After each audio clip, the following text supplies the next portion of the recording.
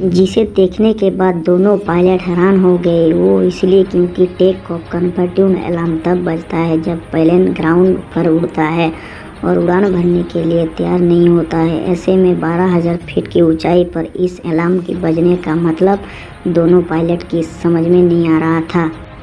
स्थिति को गंभीरता भांपते हुए उन्होंने ईटीसी यानी एयर ट्रैफिक कंट्रोल से संपर्क करना ही उचित समझा।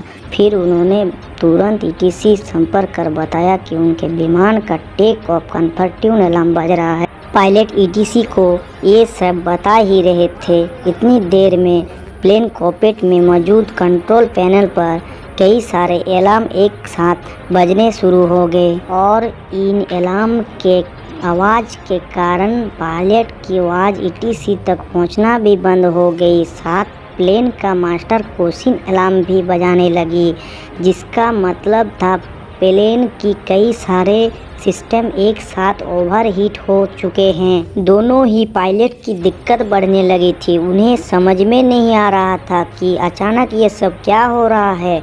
इधर ये सब देखकर प्लेन में अफरा तफरी का माहौल बन गया।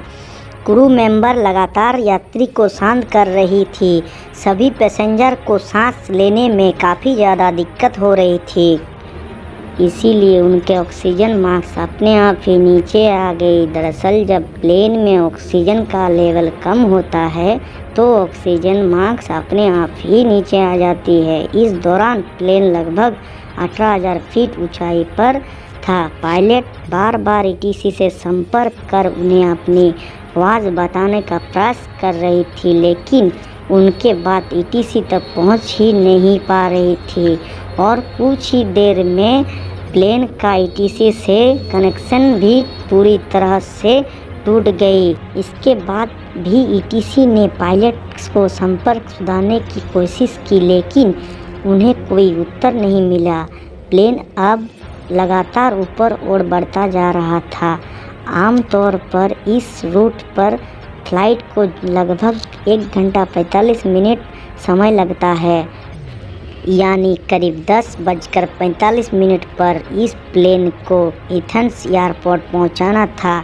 9:23 पर प्लेन 34,000 फुट की ऊंचाई पर पहुंच चुका था।